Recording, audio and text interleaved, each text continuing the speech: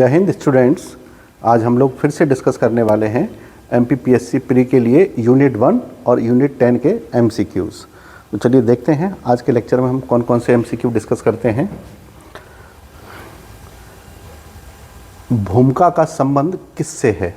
What is भूमिका? We have to discuss it about tribal culture. Tribal culture में भूमिका क्या है? तो first option is priest in Baiga tribe, priest in Korku tribe, priest in Bhil tribe and priest in Gond tribe.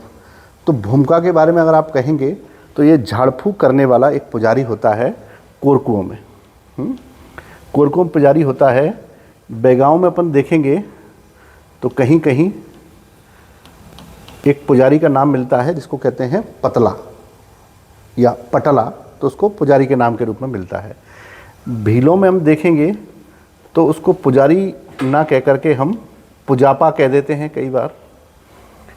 इस तरह से अलग अलग ट्राइब में हम जो व्यक्ति पूजा करता है उसको अलग अलग नाम से जानते हैं। स्पेसिफिकली अगर अपन इसमें देखेंगे कोरकुओं में तो उसे भूमिका के नाम से जाना जाता है। तो हमारा फर्स्ट आंसर होगा भूमिका। Tribal culture is not the different culture, but we can say that tribal culture is primitive और the backward culture than a civilized और then a normal culture। हम आज के जिस समाज में रहते हैं उस समाज के वे लोग जब हम साथ साथ चले, उनमें से कुछ लोग जो सामाजिक रूप से पिछड़ गए और उनके सामाजिक पिछड़ेपन के कारण से हमको ये देखने को मिला कि बहुत सारे लोग हैं वो आर्थिक रूप से भी पिछड़ गए। देखिए, भारत में एक बहुत बेसिक परंपरा रही है कि सामाजिक पिछड़ेपन ने आर्थिक पिछड़ेपन को जन्म दिया है। ये भारत में कई शोधों से ये देखा जा गया है, क्योंकि सामाजिक पिछड़ेपन से अलग अलग जातियों के काम निर्धारित किए गए थे और उसमें हर व्यक्ति कोई भी व्यक्ति अपना काम बदल नहीं सकता था, व्यवसाय बदल नहीं सकता था, और इसी कारण से उसके पास वो निश्चित व्यवसाय था जबकि वो कोई दूसरे व्यवसाय को बहुत अच्छे से कर सकता था। तो ये जातीय संस्करण आया था, स्ट्रेटिफिकेशन, इसने बहुत सारी व्यवस्थाओं को जन्म दिया। नेक्स्ट देखते हैं, कौन सी एक कोरकू जनजाति की विवाह प्रथा नहीं है? तो कोरकुओं में कौन सा विवाह का एक प्रकार नहीं है? Which one of these is not a type of marriage in Korku tribe? देखिए, इसमें देखेंगे लमजना, और लमजना आपको अच्छे से याद है, लमजना बैगाओं में भी था जिसे लमसेना कहते थे। ठीक, चिथौड़ा कोरकुओं में होता है। राजी बाजी, that is the marriage by exchange, that is the common marriage, and lamazna is a kind of marriage of by service। ये marriage by service या marriage by service इसको कहा जाता है। पठौनी जो टाइप ऑफ मैरिज है that is famous in Gond tribe. ये गोंडों में होने वाला विवाह का एक सामान्य प्रकार है, इसलिए ये इसमें उत्तर में इसका उत्तर यही होगा, पठौनी विवाह। नेक्स्ट अगला देखते हैं, ये लिखा हुआ है जदू। जदू शब्द सही नहीं है, दैट शुड बी मैजिक। जादू, इसको आप जादू पढ़ेंगे। जादू का वर्गीकरण काला जादू और सफ़ेद जादू में किसने किया है ना? ये हम लेक्चर में पहले भी डिस्कस कर चुके हैं और आपको इसका याद भी होना चाहिए कि जादुओं के वर्गीकरण 3 लोगों ने किए हैं। पहला है मैलिनोवस्की, पहला वर्गीकरण इन्होंने दिया है। दूसरा वर्गीकरण दिया है जेम्स फ्रेजर ने, और तीसरा वर्गीकरण दिया है एस.सी. दुबे ने। तीसरा वर्गीकरण एस.सी. दुबे ने दिया है। तो मैलिनोवस्की ने जो वर्गीकरण दिया है उसमें वो कहते हैं white magic and black magic. Fraser का जो क्लासिफिकेशन है उसमें वो कहते हैं इमिटेटिव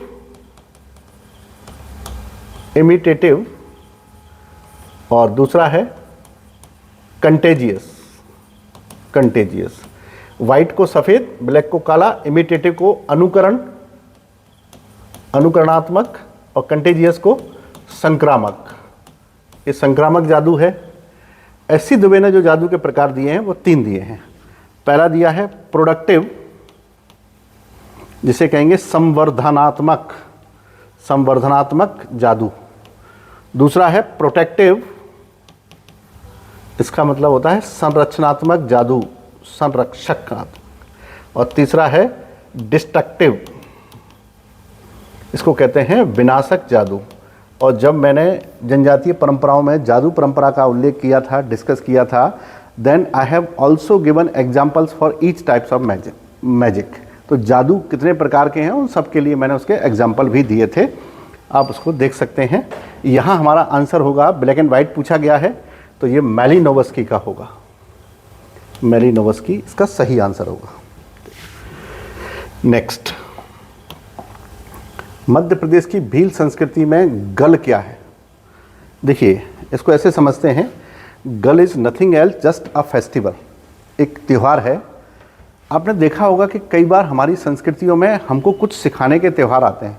यहाँ एक कहानी मैं आपके साथ शेयर करना चाहता हूँ। एक चाइनीज़ फिलोसोफर थे, चाइनीज़ फिलोसोफर कन्फ्यूशियस, और ऐसा माना जाता था कि वे लोगों को कुछ ना कुछ सिखाते थे।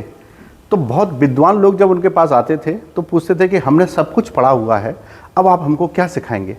तो उन्होंने कहा था कि हम आपको जीवन जीना सिखाते हैं, हम आपको जीवन जीना सिखाते हैं, जीवन के तरीके सिखाते हैं, ये हम सारी चीज़ें सिखाते हैं। तो एक बहुत पढ़ा लिखा राजकुमार उसके पास आता है और वो कहता है कि आप मुझे क्या सिखाएंगे, मैंने सारा अध्ययन कर लिया है, अब मेरे पास सीखने के लिए कुछ भी नहीं है। तो उसने कहा था कि मैं लोगों को सिखाता भी हूँ और नींद से जगाता भी हूँ, अभी आप सोए हुए हैं। माने कि आप सोए हुए हैं? हाँ। तो राजा को बड़ा अजीब सा लगा, मैं क्या सोया हुआ हूँ, मुझे कोई क्या संस्कृति क्या ज्ञान देगा? तो उसने कहा कि नहीं। तो उसने कहा कि मैं जागना चाहता हूँ, आप मुझे क्या जगाएंगे? तो उसने शर्त रखी कि आप मेरे आश्रम में रहेंगे, मुझसे कोई सवाल जवाब नहीं करेंगे और मैं जो भी काम कहूँगा वही काम करेंगे, इसके अलावा कोई तर्क वितर्क नहीं करेंगे और मैं जब तक चाहूँगा तब तक रहेंगे। ये मैं विश्वास दिलाता हूँ कि मैं आपको जगा करके ही यहाँ से भेजूँगा। राजा बड़ा उत्सुक था, उसको ये लग रहा था कि मैं इतना विद्वान हूँ तो मुझे क्या सिखाएगा जी, क्या जगाएगा। ये उन लोगों के लिए भी बहुत अच्छा है जो उन लोगों को ये लगता है कि नाउ वी आर कंप्लीट, जिनको ये लगता है कि अब हम लोग एकदम कंप्लीट हो चुके हैं, वी नो एवरीथिंग, हम अगर सारी चीज़ें जानते हैं, इसका मतलब है कि आप कंफर्ट जोन में आ गए हैं, अब आपके पास सीखने की चाह नहीं है। सीखने की चाह नहीं होगी तो आप कंफर्ट जोन में आएंगे, that is called the decline of everyone. तो वहाँ से आपका पतन शुरू होगा। तो जब वह उसके आश्रम में रुकता है, कन्फ्यूशियस के आश्रम में, तो कन्फ्यूशियस उससे कोई बात नहीं करता है। लगभग महीनों, 1-2 महीना हो गया, उसने कोई बात नहीं की। वो व्यक्ति आश्रम में बाकी लोगों के जैसा ही काम करने लगता है, कभी झाड़ू निकालना, कभी ये करना, लेकिन कन्फ्यूशियस ने उससे कोई बात नहीं की है। अचानक से कन्फ्यूशियस ने उससे कहा कि कल से तुम्हारी ट्रेनिंग शुरू होगी। तो उसने कहा अभी तक क्या हो रहा है, जब ट्रेनिंग ही नहीं हुई अभी तक? तो उसने कहा कल से ट्रेनिंग शुरू होगी। और ट्रेनिंग में क्या होगा कि ट्रेनिंग में ये होगा कि तुम कोई भी काम करोगे जो करते हो, मेरी इच्छा है मैं कभी भी आकर के तुमको इस लकड़ी की तलवार से कभी भी तुमको मारूंगा। उसने कहा मारोगे? हाँ, कभी भी कहीं भी शरीर के किसी भी हिस्से में मार सकता हूँ, तुमको अलर्ट रहना है। तो जब भी वो कोई काम करता वो आकर के उसको मारने लगते, उसके पैर में चोट लग जाती, वो बेचारा पड़ा रह जाता, फिर उसकी पट्टी वट्टी करता, अगली शाम को उसको फिर कहीं और मार देते। तो वो बहुत चिढ़ गया, लेकिन चूंकि प्रॉमिस किया हुआ था कि कोई तर्क वितर्क नहीं करेगा। जब उसने लगभग 1 महीने तक ऐसे ही मार खाई तो उसकी बॉडी में एक चेंज आया कि 1 महीने के बाद जब भी कन्फ्यूशियस उसको मारने के लिए जाते, वो अचानक से वो समझ जाता, उसे एहसास होने लगा कि कोई मुझे मारने के लिए आ रहा है और वह वहाँ से हट जाता। उसके अंदर थोड़ी सी जागृति आई। उसने ये महसूस किया कि 1 महीने बाद उसको कभी भी एक भी मार नहीं पड़ी। तो उसने कहा, उसने पाँव छुए और मतलब जो भी उसको ब्लेस किया और ये कहा कि आपने तो मुझे जगा दिया, मैं इतना अलर्ट तो कभी था ही नहीं अपने जीवन में, उन्होंने क्या किया जाए। तो उन्होंने कहा ठीक है। अब वो चलने की तैयारी करने लगा। तो उन्होंने कहा कि जब तक नहीं जाओगे जब तक मैं नहीं कहूँगा, क्योंकि उसमें क्या है कि कुछ नहीं, अभी ट्रेनिंग का दूसरा हिस्सा शुरू होगा कल से। तो वो बड़ा उत्सुक हुआ इस बार। उसने कहा अगले हिस्से में क्या होगा ट्रेनिंग के, बड़ा जानना चाहता था। उसने कहा अगले हिस्से में ये होगा कि तुमको मैं सोते समय भी मार सकता हूँ। सोते समय भी मार सकते हैं? तो क्या किया जाए? तब वो सोया तो उसने जाके उसके खोपड़ी पे मार दिया तो उसको लग गई। अब वो 2 दिन पड़ा रहा लहूलुहान। फिर जब ठीक हुआ तो काम करने लगा, फिर उसके घुटने में मतलब सोते समय उसको फिर मार दिया।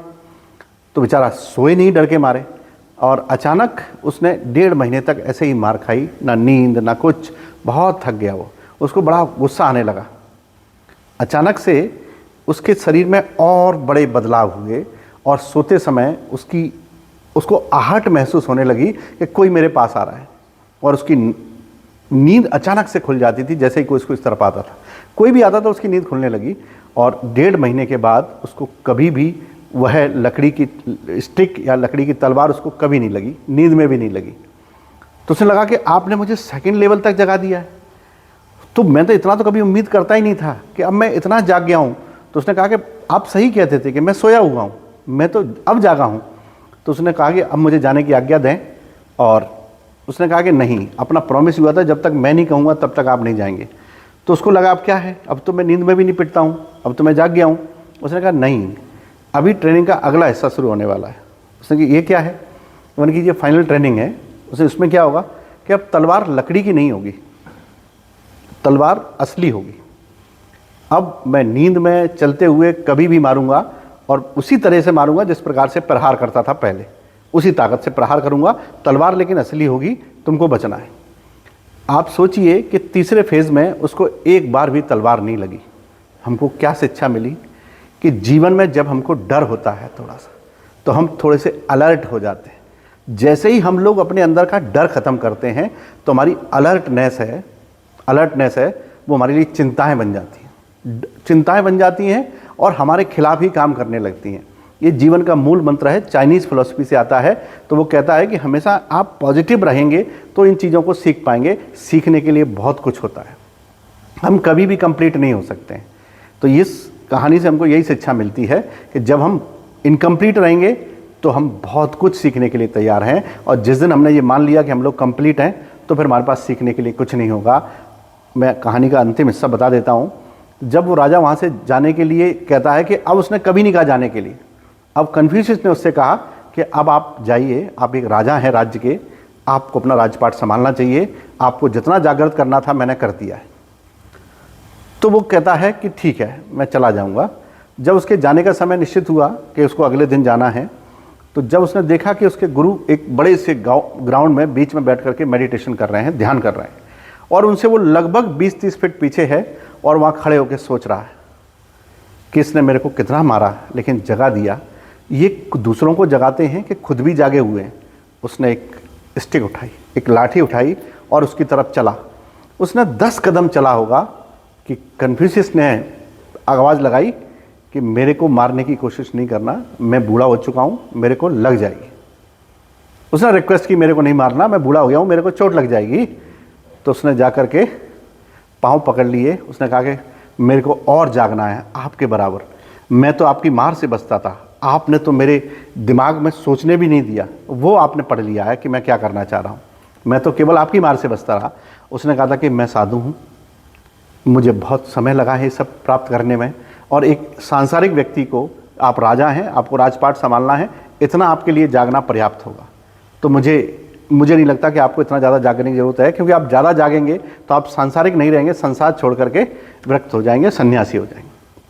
तो कहानी से समझ में आया कि जो व्यक्ति कहता है कि मैंने सब कुछ पढ़ लिया है, सब कुछ कर लिया है, वो इसका मतलब है कि अब उसका ढलान शुरू होने वाला है। तो ये मैं आपको बताना चाहता था कि हम कब कब अपने आप को बूस्ट करेंगे और कैसे कैसे बूस्ट करेंगे। तो हमेशा ही इतनी गुंजाइश रखिए कि हम कुछ ना कुछ सीखते रहें। सीखना हमेशा ही अच्छा होता है। तो मैं भील संस्कृति पे बात कर रहा था, कोई बात नहीं, आपका 2-3 मिनट खराब हुआ। ये देख सकते हैं कि भील संस्कृति में गल क्या है। होली के जस्ट बाद एक फेस्टिवल मनाया जाता है, उसे भीलों में गल कहा जाता है।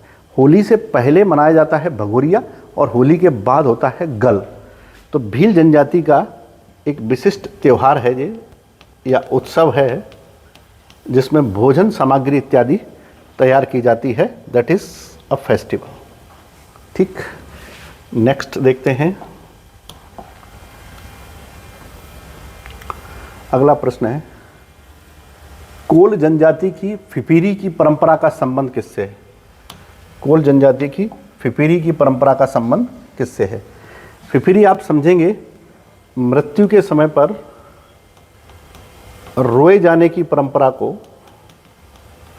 रोए जाने की परंपरा को फिफिरी कहा जाता है। फिफिरी भी कहा जाता है। तो इसका संबंध है मृत्यु से। जनजातियों में त्योहारों में बहुत सारी वो हैं, विभेदीकृत हैं, और हम चूंकि बहुत सिलेक्टेड जनजातियों के बारे में डिस्कस कर रहे हैं, हम उन जनजातियों के बारे में डिस्कस कर रहे हैं जो मध्य प्रदेश के आसपास और मध्य प्रदेश की हैं। वरना भारत में जनजातियों का जो संकेंद्रण है वो बहुत ज़्यादा है और बहुत बड़ी संख्या में बहुत सारे स्टेट्स में निवास करती हैं, और सब में अलग अलग प्रकार की विशिष्ट परंपराएं हैं। अगर हम उनको सबको डिस्कस करने बैठेंगे तो एक बहुत लंबी लिस्ट हमारे पास होगी डिस्कस करने के लिए। नेक्स्ट, बेरू किस जनजाति के देवता है?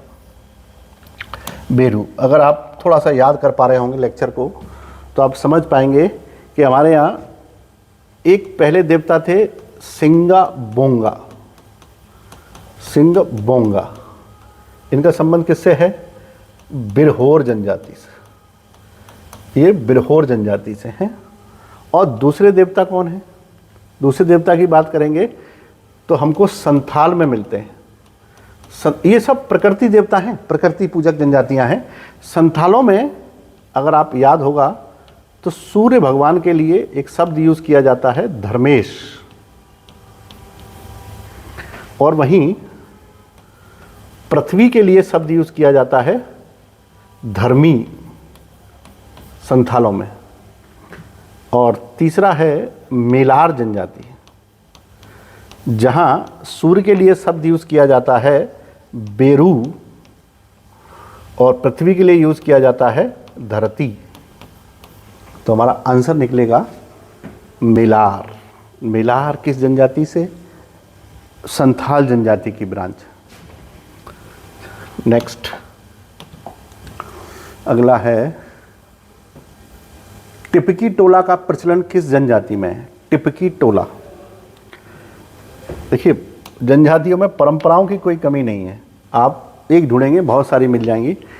टिपकी टोला अगर हम देखेंगे तो भिलाला जनजाति में पाई जाने वाली बच्चों की टोली है, लड़के लड़कियों की टोली है जो विवाह के समय बनती है। और इन टोलियों में जो लड़कियों की टोली है उसको टिपकी कहते हैं और लड़कों की टोली को टोला कहते हैं। टिपकी टोला की परंपरा है। जैसे आप देखते होंगे कि शादियों में एक झुंड बन जाते हैं, लड़कियों के झुंड अलग, लड़कों के झुंड अलग। तो विवाह में ये होता है उनके बीच में प्रतिवाद, प्रतियोगिताएं, इतनी सारी चीज़ें होती हैं विवाहों में।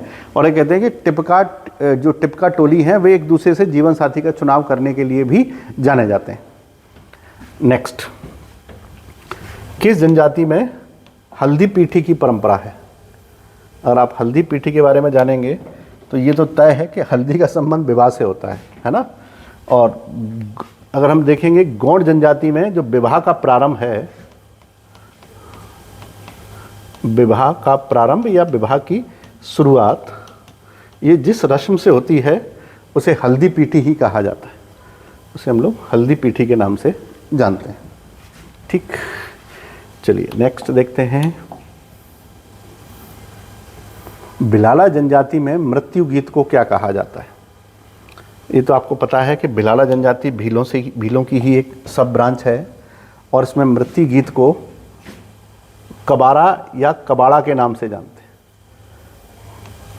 कुबाड़ा भी कहते हैं, कुबारा भी कहते हैं, कबारा भी कहते हैं और कबाड़ा भी कहते हैं, है ना। बाकी ये कोई भी शब्द नहीं है जो कहीं यूज़ किए जाते हों, ठीक है। केवल कबाड़ा एक शब्द है, बाकी शब्द आर्टिफिशियल वर्ड है, ये बनाए गए हैं। एक्चुअल में ये कहीं किसी भी जनजाति की परंपरा नहीं, कबाड़ा को छोड़ करके। नेक्स्ट, तीरथ भोजन किस जनजाति में प्रचलित है? तीरथ भोजन की परंपरा को हम लोग ऐसे समझ सकते हैं कि जब हम बेगांव में किसी व्यक्ति की मृत्यु के बाद उसको अंतिम संस्कार के लिए लेके जाते हैं तो ये तय है कि अंतिम संस्कार के बाद मृत्यु भोज भी होना है। तो मृत्यु भोज कैसा होगा, उस सब का जो डिसीजन है उसके लिए जो छोटा सा एक डिस्कशन होता है, एक डिबेट होती है, उसी डिबेट को कहते हैं तीरथ भोजन, यानी 13वीं का भोजन कह सकते हैं। 13वीं के भोजन की प्लानिंग ऑफ मृत्यु भोज को तीरथ भोजन कहा जाता है। नेक्स्ट, जनजातियों का प्रजातीय वर्गीकरण किसने प्रस्तुत किया? पहले तो आप समझिए कि हम लोग अक्सर दो शब्द सुनते हैं, जाति और प्रजाति। बहुत आसान है डिफरेंस करना, पहले भी हम लोग समझ चुके हैं। जाति एक सोशल डिवीज़न है जो दिखाई नहीं देता है। प्रजाति एक जैविकीय या प्राणी शास्त्रीय या बायोलॉजिकल डिवीज़न है जो स्पष्ट से दिखाई देता है। जाति सामाजिक नियोगिताओं देखी जाती हैं जाति में, और प्रजाति में शारीरिक विशेषताएं देखी जाती हैं। उसमें सामाजिक नियोगिताएं, इसमें शारीरिक विशेषताएं। हम देख करके किसी व्यक्ति की प्रजाति पहचान सकते हैं, वो निग्रो है, कॉकेसॉइड है, मंगोलॉइड है, प्रोटोस्टोलॉइड है, हम पहचान सकते हैं, लेकिन किसी व्यक्ति को देख करके उसकी जाति नहीं पहचानी जा सकती है। ठीक, तो भारत में जनजातियों को प्रजातीय आधार पर जो बड़ा वर्गीकरण किया था वो ब्रजाशंकर गुहा ने किया था। ब्रजाशंकर गुहा ने किया था, और ब्रजाशंकर गुहा के नेतृत्व में ही 1948 में जो मानव शास्त्रीय एथनोग्राफी का जो एंथ्रोग्राफी का जो डिपार्टमेंट था, उससे जनजाति डिपार्टमेंट को अलग किया गया था और इनके अंडर में ही किया गया था, बीएस गुहा के अंडर में। तो इन्होंने भारत में प्रजातियों के बारे में बहुत शोध किया है ब्रजाशंकर गुहा ने। और वो एंथ्रोपोलॉजिकल सर्वे ऑफ इंडिया जो ASI है, उसको 1948 में इन्हीं के अंडर में स्थापित किया गया, जैसा कि मैंने आपको बताया। वो अलग किया गया उस डिपार्टमेंट को। नेक्स्ट, LP विद्यार्थी ने जनजातियों को भौगोलिक दृष्टि से कितने क्षेत्रों में विभाजित किया है? LP विद्यार्थी ने, इसको समझते हैं। जनजातियों को LP विद्यार्थी ने ज्योग्राफिकली जो डिवाइड किया है, उसमें पहला है हिमालय का क्षेत्र, हिमालय का क्षेत्र। दूसरा है उत्तर पूर्वी क्षेत्र। तीसरा है उत्तर पश्चिमी क्षेत्र, दक्षिणी क्षेत्र, ठीक, और पांचवा है मध्य क्षेत्र। ये 5 हिस्सों में उन्होंने डिवाइड किया है, तो सही उत्तर होगा 5। ठीक, और इसी आधार पर वो जनजातियों का डिस्क्रिप्शन भी करते हैं, और जनजातियों के उस डिस्क्रिप्शन को भी उन्होंने बताया है कि किस किस प्रकार से जनजातियां कहां कहां तक फैली हुई हैं। ठीक, तो उन्होंने 5 हिस्सों में डिवाइड किया है। नेक्स्ट, पोर्टलैच क्या है? पोर्टलैच एक जनजातीय परंपरा है, और इस जनजातीय परंपरा में पोर्टलैच एक उत्सव जैसा होता है। इसे क्यूटियाल जनजाति में देखा जाता है, मध्य और पूर्वी भारत के क्यूटियाल जनजाति में देखा जाता है। एक उत्सव है जहाँ पर सभी लोग मिलकर के विवाह संबंधी डिस्कशन और भी डिस्कशन, खेल कूद के डिस्कशन कुछ भी करते हैं। तो एक जस्ट कॉमन मीटिंग है, गेट टुगेदर है, और ये गेट टुगेदर हमें देखने को मिलता है क्यूटियाल जनजाति में। इसके अलावा इसका दूसरा वर्जन हो में देखने को मिलता है, जहाँ इसे लूथड़ी कहा जाता है, लूथड़ी कहा जाता है। Next, the history of human marriage पुस्तक के लेखक कौन है? जनजातियों में वेस्टरमार्क का नाम बड़ा महत्वपूर्ण है। वेस्टरमार्क ने जनजातीय अध्ययन पर विस्तृत अध्ययन किया है जनजातियों पर, और उनकी सबसे फेमस बुक है हिस्ट्री ऑफ ह्यूमन मैरिज, जिसमें उन्होंने विवाह का एक विवाही सिद्धांत प्रस्तुत किया है। वेस्टरमार्क कहते थे कि विवाह का प्राचीन स्वरूप एक विवाही है, और एक विवाह से ही हम लोग निकले हैं, एक विवाह से ही चले आए हैं। ठीक, नेक्स्ट, एक सीधा फैक्चुअल क्वेश्चन है, पुस्तक किसने लिखी है?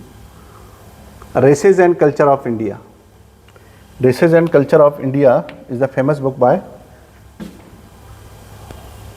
वेस्टरमार्क। इस पुस्तक के कई शीर्षक हैं, और बहुत सारे लोगों ने उन शीर्षक को लिखा है। ऐसे इस टाइटल के आधार पर इन लोगों ने भी लिखा है, इनने भी लिखा है, इनने भी लिखा है, लेकिन अब पर्टिकुलर बुक की बात करेंगे तो वेस्टरमार्क इस बारे में खूब बात करते हैं, और मजूमदार ने भी इस बारे में खूब बात किया है इस बुक के बारे में। तो ये आर्टिकल कई लोगों ने लिखा है, क्योंकि ये एक ऐसा कॉमन आर्टिकल है कि भारत में कौन कौन सी प्रजाति और संस्कृति है, तो इस नाम से हर व्यक्ति ने अपने अपने विचार दिए हैं। तो बेसिकली ये सभी ऑप्शन में आपको नहीं मिलेंगे। नेक्स्ट, अपहरण विवाह किस जनजाति में पाया जाता है? अपहरण विवाह, अगर हम अपहरण विवाह को देखेंगे तो अपहरण विवाह हो जनजाति में पाया जाता है, बिरहोर में पाया जाता है, खरिया में पाया जाता है, और सही आंसर होगा ऑल। मैरिज बाय कैप्चर इसमें पाया जाता है। जैसे आज भी हमको विवाह का यही स्वरूप देखने को मिलता है। बहुत सारे समाजशास्त्रियों ने ये कहा है कि जैसे आज हम विवाह करते हैं तो विवाह का प्रोसीजर क्या है, बारात लेके जाएंगे और लड़की को सुबह वहाँ से विदा करा के लाएंगे। और पहले क्या होता था कि आक्रमण होता था और लड़की को किडनैप करके अपहरण करके ले आते थे। लेकिन दोनों में देखिएगा कुछ चीज़ें सिमिलरिटी होगी। जैसे आज जा रहे हैं बारात में, तो बारात में जाकर के लोग इतने गोला बारूद क्यों चलाते हैं, क्यों पटाखे चलाते हैं, क्यों गोलियां चलाते हैं वहाँ जाकर के, क्या कारण है इसका? तो बारातों में पहले लड़ाइयाँ होती थी, तब अपहरण करके सुबह लाते थे लड़की को, या उस समय ले आते थे। इसको मैरिज बाय कैप्चर कहते थे। लेकिन अब अपहरण नहीं करते हैं भाई, अब अपहरण करने की ज़रूरत नहीं है। अब हम जाते हैं बारात लेकर के, वहाँ सांस्कृतिक गतिविधियाँ करते हैं और सुबह विदा करा के लाते हैं। लेकिन प्रोसीजर वैसी दिखती है, लड़की को ही लेके आते हैं, किसी और को लेके नहीं आते। तो अपहरण जैसा ही दिखता है।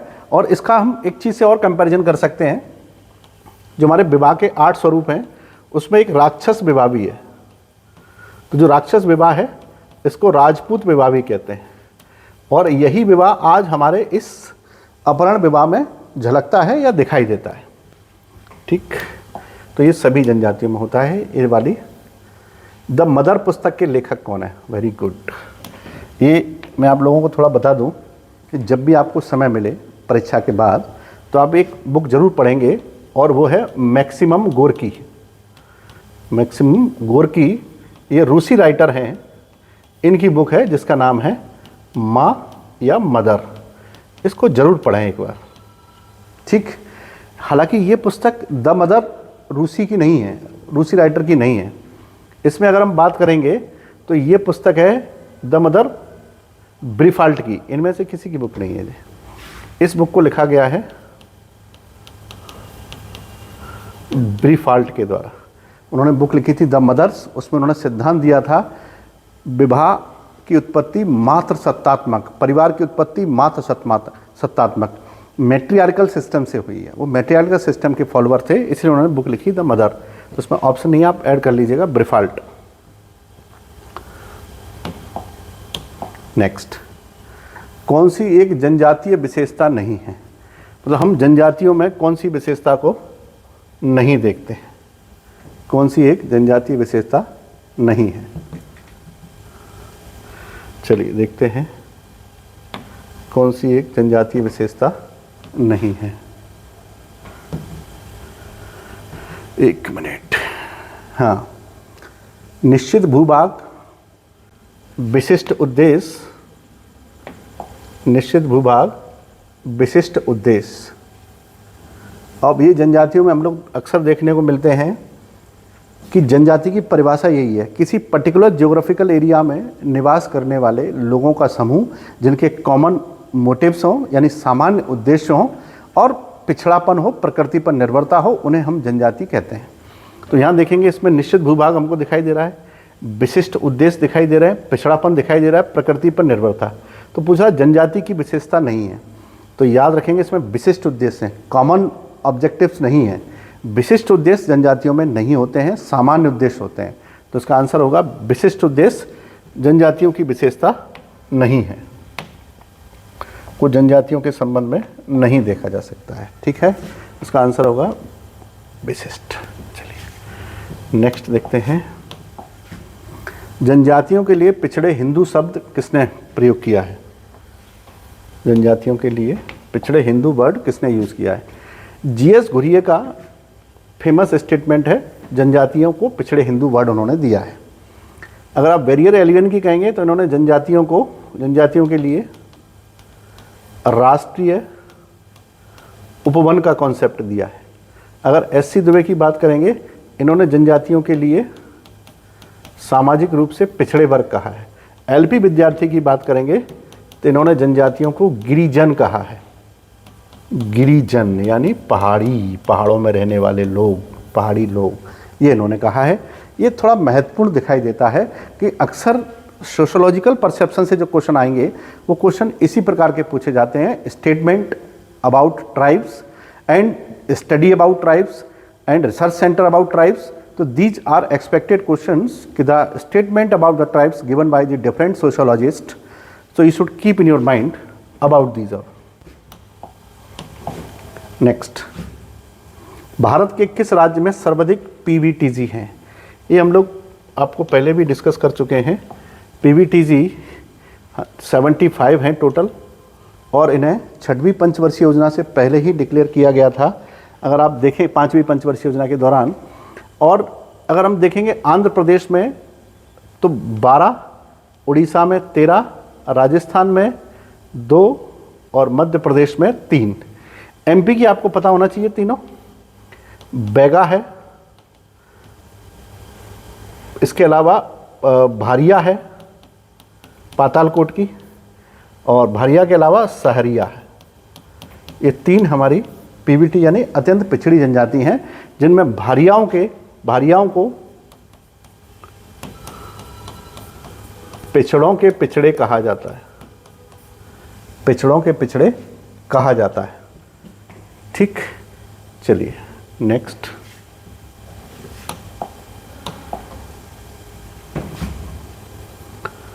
भारत में पहला आदिवासी शोध केंद्र कहाँ स्थापित किया गया? अच्छा प्रश्न है।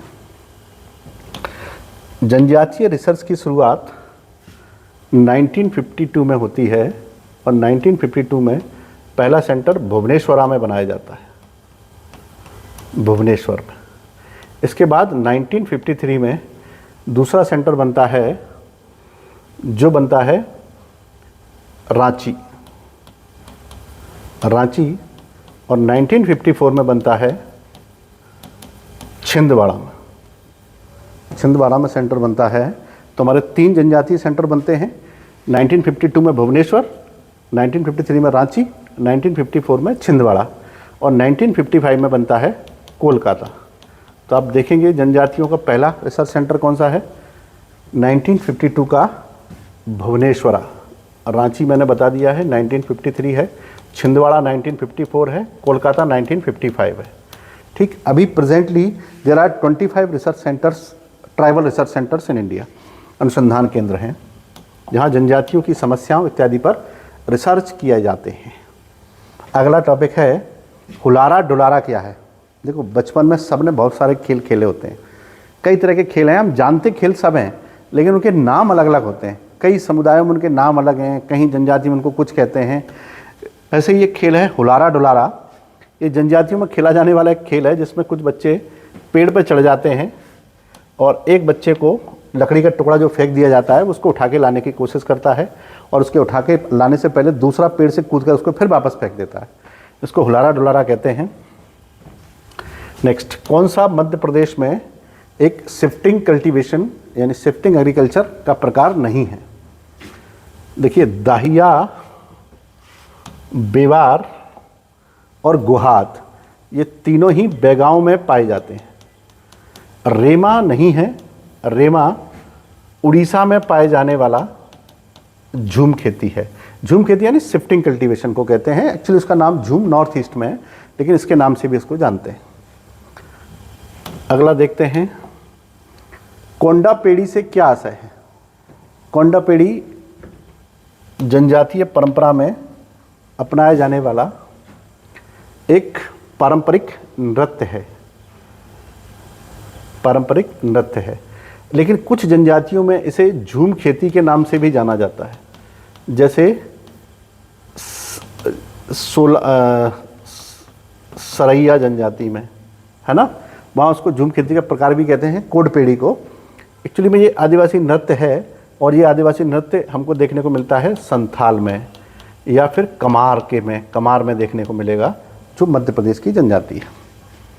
अगला देखते हैं,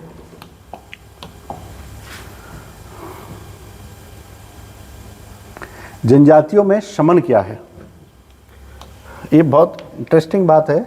जनजातियों क्या, आजकल सभी समाजों में ये देखा जाता है कि कुछ लोग इस बात में बहुत विश्वास करते हैं कि भूत हैं, प्रेत हैं इत्यादि हैं।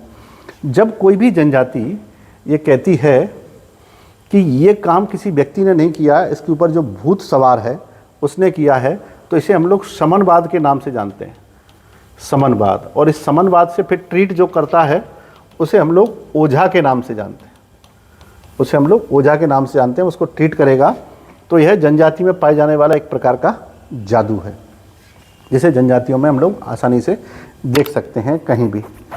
ठीक, नेक्स्ट चलिए देखते हैं नेक्स्ट क्वेश्चन। कौन सा एक भगोरिया का प्रकार नहीं है? ये तो आपको पता होगा कि मध्य प्रदेश में जो जनजातीय परंपराएं हैं उनमें दो बड़े पर्व हैं, एक पश्चिमी जनजातियों का भगोरिया और पूर्वी जनजातियों का मड़ई। ये बड़े दो फेमस पर्व हैं, मड़ई और भगोरिया। ठीक, भगोरिया में होली से पहले होता है तो उसमें 3 होते हैं, गुलालिया होता है, भगोरिया होता है और उजाड़िया होता है। ये नहीं होता है बसोड़िया। बसोड़िया एक्चुअली में किसी भी जनजाति में और किसी भी प्रकार का कोई भी फेस्टिवल नहीं है। ठीक, भगोरिया जो फेस्टिवल होता है उसके अंदर एक और उत्सव होता है जिसे गोल गधेड़ा उत्सव कहते हैं। Gol Gadheda is a kind of marriage by examine, marriage by examine और मैरिज बाय ट्रायल, वो एक तरह का परीक्षा विवाह होता है। नेक्स्ट, रमोला का संबंध किस जनजाति से है? रमोला, रमोला को अगर हम समझेंगे तो रमोला सहरिया जनजाति से संबंधित एक परंपरा है, जिसमें किसी भी स्त्री को विवाह से पहले रमोला कहा जाता है अगर उस पर हल्दी लगा दी गई है तो, और वो फेरे पड़ने तक या विवाह पूर्ण होने तक रमोला के नाम से जानी जाती है। जैसे कई जगहों पर, जैसे लड़का लड़की को बन्ना बन्नी के नाम से जानते हैं, ऐसे ही रमोला के नाम से लड़की को जाना जाता है। और लड़के को रमैया भी कहते हैं, रमैया, उसको रमैया भी कहते हैं। ठीक, नेक्स्ट, धर्म आध्यात्मिक शक्ति में विश्वास है। ये बहुत महत्वपूर्ण प्रश्न है और महत्वपूर्ण डेफिनेशन भी है, इसको आप जरूर याद रखिएगा कि धर्म आध्यात्मिक शक्ति में विश्वास है। दूसरा ये तो है टायलर का, एडवर्ड टॉयलर का स्टेटमेंट है कि धर्म आध्यात्मिक शक्ति में विश्वास है, religion is believe in spiritual power. एक और स्टेटमेंट है कि धर्म जनता के लिए अफीम है, ये कार्ल मार्क्स का है, ये कार्ल मार्क्स का स्टेटमेंट है। और ये स्टेटमेंट अपने आप में ये बताता है कि ये कार्ल मार्क्स नास्तिक थे, उनको धर्म से दूर रहना, धर्म के बारे में कोई भी बात करना, वो कहते थे कि धर्म तो लोगों के लिए नशा है जिससे लोग बाहर निकल ही नहीं पाते हैं। ये कार्ल मार्क्स का स्टेटमेंट था। इसलिए कार्ल मार्क्स को मानने वाले जो भारत में लेफ्टिस्ट लोग हैं उनको लोग नास्तिक के नाम से जानते हैं, मार्क्सवादी, कम्युनिस्ट के नाम से जानते हैं, जो कि नास्तिक कहलाते हैं राइटिस्ट के कंपैरिजन में। नेक्स्ट, भील सेवा मंडल की स्थापना किसने की? ये इसके बारे में हम लोग डिटेल डिस्कशन कर चुके हैं। ठक्कर बापा ने 1922 में स्थापना की थी भील सेवा मंडल की, और इसके साथ महात्मा गांधी ने 1932 में स्थापना की थी हरिजन सेवक संघ की। बीएस गुहा ने 1948 में एंथ्रोपोलॉजिकल सर्वे ऑफ इंडिया की स्थापना करवाई थी। यूएन ढेवर ये इसके अध्यक्ष रहे थे, भारतीय आदिम जाति विकास संघ के अध्यक्ष रहे थे उनके राजेंद्र प्रसाद के बाद। नेक्स्ट, मध्य प्रदेश की जनजातियों को उनकी जनसंख्या के घटते क्रम में व्यवस्थित कीजिए। घटते क्रम में व्यवस्थित कीजिए तो उसमें देखेंगे सबसे बड़ी जनजाति है भील, नंबर 1, नंबर 2 पर गोंड, नंबर 3 पर कोल।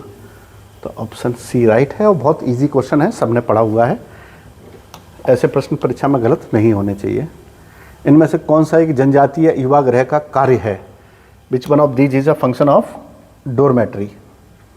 राजनीतिक तत्वों को सीखने का केंद्र, बच्चों का समाजीकरण, शिल्प कला का व्यवसायीकरण। देखिए व्यवसायीकरण तो कुछ हो नहीं सकता। जीवन साथी के चुनाव के बारे में मैंने एक्सप्लेन कर दिया है, वो जरूरी नहीं है वहाँ से हो। राजनीतिक तत्वों को सीखने का केंद्र बिल्कुल नहीं हो सकता। सोशलाइजेशन होता है, बच्चों का समाजीकरण, यानी वो समाज के उन मूल्यों को सीखते हैं जो उन्हें समाज में रहने के लिए ज़रूरी हैं। अपनी अलग अलग जनजाति के अलग अलग मूल्य होते हैं, इसलिए उसे center of socialization for children कहा जाता है। ठीक, और इस पर मैं घोटल में बहुत डिटेल में बात कर चुका हूँ, तो this is not the right time to discuss Ghotul again. कौन सी जनजाति में लम सेना परंपरा पाई जाती है? लम सेना आप जानते हैं, हम समझे थे कि एक होता है लमनई और एक होता है लमसेना। लमसेना जिसे कहते हैं उसे गहरिया भी कहते हैं। ये दोनों बैगांव में होते हैं। लमनई है वो गोंड में होता है। ओके, ठीक। तो यहाँ पर अगर हम लमसेना की बात करेंगे तो वो किस में होगा? बैगांव में होगा। चलिए नेक्स्ट, मध्य प्रदेश की भील संस्कृति में झोलिया चोली क्या है? Jholiya Choli, Jholiya Choli is nothing else just a festival belongs to marriage. विवाह से संबंधित एक उत्सव होता है। इसमें जो दुल्हन है जिसका विवाह हो रहा है उसको कुछ गिफ्ट वगैरह दूल्हे के बड़े भाई के द्वारा दिए जाते हैं। तो भाई चोली जो पहनती है उसका वो क्या कहते हैं, दुपट्टा जो ओढ़ती है उसकी झोली बना करके उन गिफ्ट को एक्सेप्ट करती है। उसे झोलिया चोली कहा जाता है, दूल्हे के बड़े भाई के द्वारा होता है। और ये एक्चुअली में भील और भिलाला दोनों में गोंड में देखा जाता है। भील में नहीं, सॉरी, गोंड में देखा जाता है, गोंड कल्चर में। नेक्स्ट, भरता नाच, ये गलत स्पेल किया गया है।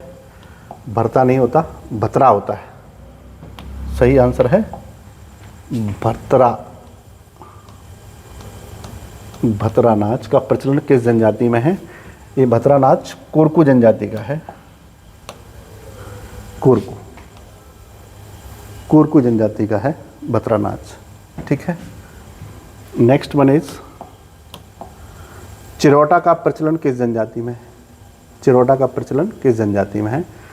चिरौटा मूलतः है, जैसे मैंने बताया था, कोरकुओं में उसे चिरौटा कहा जाता है। जिस लड़के का विवाह होने वाला है उसे हम चिरौटा के नाम से जानते हैं। ठीक। नेक्स्ट, कौन सा एक दर्शन वेदों को स्वीकार करता है किंतु ईश्वर को नहीं? कौन सा एक दर्शन वेदों को स्वीकार करता है किंतु ईश्वर को नहीं? वेदों को स्वीकार तो न्याय भी करता है, योग भी करता है, वैशेषिक भी करता है, मीमांसा करता है, लेकिन मीमांसा ईश्वर को स्वीकार नहीं करता है। मीमांसा और सांख्य नहीं स्वीकार करते हैं। नेक्स्ट, पटेलिया किस जनजाति की उपशाखा है? ये हम लोगों ने देखा है कि भील की शाखा भिलाला और भिलाला की शाखा है 3। एक तो है बलिया, ओखा और पटेलिया। तो किसकी शाखा है? भिलाला की। अगर ऑप्शन में भिलाला नहीं होगा तो आप भील को टिक कर सकते हैं। ठीक। चलिए नेक्स्ट, जनजातियों के संबंध में रक्त की शुद्धता की अवधारणा किसने दी? जनजातियों के संबंध में रक्त की शुद्धता अवधारणा टीवी नायक ने दी। जो कहते थे कि जनजातियां अपने रक्त को हमेशा शुद्ध रखती हैं अपने ही बहुत निकटतम संबंधियों के साथ, जो अपने के कुल गोत्र से दूर होकर के बस निकटतम बसते हैं, उनमें से ही विवाह करना पसंद करती हैं ताकि रक्त की शुद्धता बनी रहे। जनजातियां आज भी ये कहती हैं कि हम लोग मूल निवासी हैं, हमारा रक्त बिल्कुल शुद्ध की शुद्ध बना हुआ है, जिसमें बाहरी रक्त मिक्स नहीं हुआ है। दक्षिण भारत के लोगों में भी ये कल्चर होता है। That is why you can see in present time जो कंसेंजाइन मैरिजेज हैं वो साउथ इंडिया में हो रही हैं, जिसे अपन क्रॉस कजिन मैरिज भी कहते हैं, वो वहाँ बहुत तेज़ी से हो रही हैं। उसका काम है कि द्रविड़ संस्कृति अपने आप को द्रविड़ बनाए रखना चाहती है। वो आर्यों के उस इन्फ्लुएंस से बचना चाहती है कि उनमें आर्यों का मिक्सर नहीं होना चाहिए। तो रक्त की शुद्धता बनाए रखने के लिए वो ये सब करते हैं। ठीक है। इनमें से कौन सी अवधारणा एम.एन. श्रीनिवासन की नहीं है? एन.एन. श्रीनिवासन ने बहुत सारी अवधारणाएं दी हैं। उन अवधारणाओं को हम लोग देख सकते हैं कि उन्होंने संस्कृतिकरण का कॉन्सेप्ट भी दिया, प्रभु जाति का दिया, लौकिकीकरण, आधुनिकीकरण का कॉन्सेप्ट नहीं दिया। ये कॉन्सेप्ट उन्होंने दिया है योगेंद्र सिंह। ये योगेंद्र सिंह का कॉन्सेप्ट है, उनका कॉन्सेप्ट नहीं है। ठीक। तो ये भी क्वेश्चन है। नेक्स्ट, इनमें से कौन सी जनजाति मातृवंशीय नहीं है? तो इसमें हमको देखना है मातृवंशीय जनजातियाँ मैंने आपको नोट कराई हैं। टोडा भी है, नायर भी है और इरुचि भी है। नागा नहीं है, कादर भी है, नागा नहीं है। ये सब डिस्कस किए हुए क्वेश्चन हैं, तो आप इसको एक बार ज़रूर समझ लें। नेक्स्ट वन इज़ कौन सा एक बैगांव का सेवा विवाह है? गहरिया, लमनई, गोल गधेड़ा या पठौनी? बैगांव की बात होगी तो गहरिया, उसमें दो ही होते हैं, गहरिया और लमसेना। लमनई नहीं होता, ये गोंडों में होता है। गोल गधेड़ा मैरिज बाय ट्रायल है, ये भीलों का है। पठौनी एक नॉर्मल मैरिज है जो गोंडों में होती है। नेक्स्ट, कौन सा एक देवकुल है? ये प्रश्न लिया गया है यूनिट 1 से। इसमें है देवकुल में कौन सा है? मैत्रेयी देवकुल नहीं है, ये बोधिसत्व है। ये भी बोधिसत्व है। मंजूश्री भी बोधिसत्व है। बैरोचन एक देवकुल है, देवकुल है। बैरोचन भी देवकुल है, रत्न संभव भी देवकुल है, अमोघ सिद्धि भी देवकुल है और अमिताभ भी देवकुल है। ये हम पहले भी डिस्कस किए हैं। इनमें से किस एक का उल्लेख बौद्ध धर्म में नहीं है? देखिए, बौद्ध धर्म में किसका उल्लेख नहीं है? तो एक है त्रिरत्न, बुद्ध धम्म संघ, 3 रत्न हैं। पंचस्कंद वो धर्म में है, जैसे ज्ञान है, विज्ञान है, ज्ञान है, विज्ञान है, मन है, पर्याय है, ये सब उसके पंचस्कंद है। पंचशील बौद्ध धर्म में है। पंच महाव्रत नहीं है। पंच महाव्रतों का संबंध जैन धर्म से है। ठीक। नेक्स्ट, प्रकृति ही धर्म के लिए उत्तरदायी है, ये कथन किसका है? प्रकृतिवादी के बारे में मैंने आपसे जितना भी डिस्कस किया है तो एक ही व्यक्ति का नाम आता है, मैक्स मूलर का। मैक्स मूलर प्रकृतिवादी हैं। टॉयलर आत्मावादी है, ये आत्मा की बात करते हैं, जीववाद की एनिमिज्म की बात करते हैं। नेक्स्ट क्वेश्चन, बैगा नामक पुजारी किस जनजाति में पाया जाता है? ये बड़ा इंटरेस्टिंग क्वेश्चन है। बैगा नामक पुजारी भील जनजाति में पाया जाता है। इसका संबंध भीलों से है। बैगा पुजारी बैगांव में नहीं होता, भीलों में होता है। मध्य प्रदेश में जनजातीय संग्रहालय भोपाल द्वारा कौन सी पत्रिका का प्रकाशन किया जाता है? बहुत प्रसिद्ध पत्रिका है और इसका उल्लेख आपको पता होना चाहिए। इसका उल्लेख जनजातीय म्यूजियम द्वारा चौमासा पत्रिका का प्रकाशन किया जाता है। ये 2013 में बना म्यूजियम है। मध्य प्रदेश में महेश चौबे संग्रहालय, ये जबलपुर में बना हुआ है, प्राइवेट म्यूजियम है। और ये मध्य प्रदेश के उन चुनिंदा 3 म्यूजियम में से एक है। जैसे नागू म्यूजियम है, वो इंदौर में है। मृगेंद्र सिंह म्यूजियम है, वो शहडोल में है। नेक्स्ट वन, इसको देखेंगे, क्यूली से क्या आशय है? क्यूली, तो जब मैंने आपको जनजातीय घोटुल या युवा गृह पढ़ाए थे, उन जनजातीय घोटुल या युवा गृह को देखेंगे तो उसमें 2 ऐसे बताए थे। एक था मोरुंग, और मोरुंग का संबंध किससे है? श्यामा नागा से। और आगामी नागा से किसका है? क्यूली का है, क्यूली का है। तो ये क्या होगा? क्यूली एक युवा ग्रह होगा, एक युवा ग्रह। नेक्स्ट, इनमें से किसे मध्य प्रदेश का कबीर कहा जाता है? देखिए, मध्य प्रदेश के कबीर की बात करेंगे तो मध्य प्रदेश के जो कबीर हैं, देखिए मध्य प्रदेश में 4 लोग कवि हैं, पहले समझ लेते हैं। ये निमाड़ अंचल के हैं, ईश्वरी बुंदेलखंड अंचल के हैं, और घाघ मालवा के हैं, और जगनक बुंदेलखंड के। लेकिन ये अलग अलग चीज़ों के लिए जाने जाते हैं। सिंगा जी अपनी उन, कहते हैं ना उसको, निर्गुण कविताओं के लिए जाने जाते हैं, जिसमें ये कहा जाता है, रूप नाही रंग नाही, नाही है कुल गोत्रे, बिन दही का साहब मेरा, देखूं झिलमिल जोतरे। तो ये निमाड़ अंचल के कबीर कहलाते हैं। अगर हम इनकी बात करते हैं ईश्वरी की, तो ईश्वरी बुंदेलखंड में इनका नाम था ईश्वरी प्रसाद अर्जरिया। भोलानाथ तिवारी के परिवार में ये पैदा हुए और इन्होंने अपनी प्रेमिका के लिए फागें लिखी थी, होली की फागें। वो प्योर बुंदेलखंडी में लिखते थे। तो इनकी बहुत फेमस फाग थी जिसमें वो लिखते हैं, कड़तन लागा मूर दिरौंदा, रखी न सिर खो औंदा, कारीगर ने बुरा बनाया, धरा ना ऊंचा गोंदा, लच गई लप गई दूनर हो गई, नैनू कैसो लौंदा, ईश्वरी भी उठा नहीं पाए, हथों बिते सकरौंदा। तो उन्होंने बुंदेलखंड में अपनी प्रेमिका के लिए, उनकी प्रेमिका को, काल्पनिक प्रेमिका को रजऊ के नाम से जाना जाता है, रजऊ के नाम से। मालवा की बात करेंगे तो इसमें घाघ हैं। घाघ को कृषि पंडित और मौसम वैज्ञानिक कहा जाता है। ये लोगों के चरित्र के बारे में, कृषि के बारे में, जैसे कहते थे काला बादर जी डर पावे, भूरा बादर पानी ले आवे, शुक्रवार की बादरी रही शनिचर छाए, घाघ कहे सुन घाघनी बिन बरसे नहीं जाए।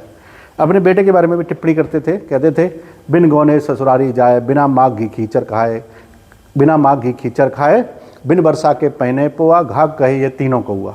तो घाघ कहते थे कि जो व्यक्ति इन 3 तरह काम करता है वो कौए के समान है।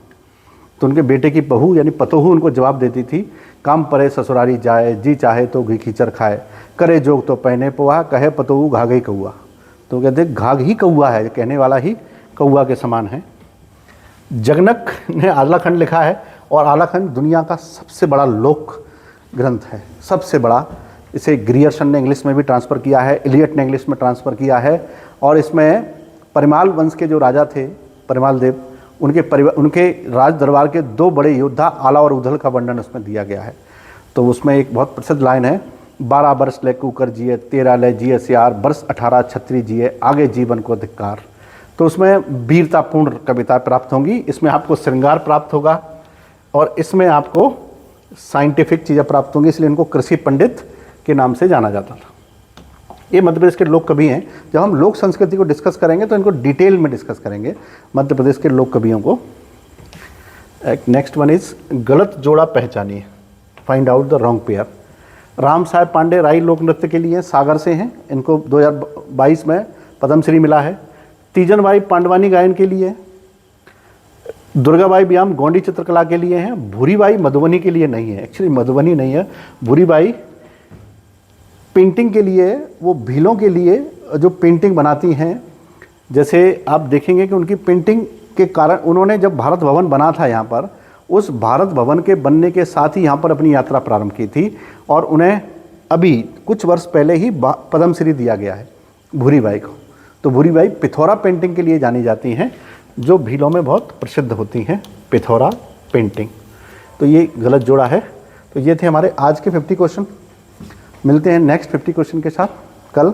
आप इन क्वेश्चन को डिस्कस करते रहिए, क्वेश्चन के बारे में कोई डाउट हो तो पूछते रहिए, आई विल डिस्कस एवरीथिंग। साथ ही हम लोग एक सीरीज़ और डिस्कस कर ही रहे हैं जिसमें हम क्वेश्चन को डिटेल में डिस्कस करते हैं। ये टेस्ट सीरीज़ के क्वेश्चन हैं जो क्लास के बच्चे देते हैं, वो आपके लिए भी अवेलेबल हैं क्लास के बच्चों के साथ साथ, और जो डिटेल डिस्कशन है वो आपके लिए हम लोग लेके आते रहते हैं अलग अलग टॉपिक पर, उसको भी हम कंटिन्यू रखेंगे। मिलते हैं तब तक नेक्स्ट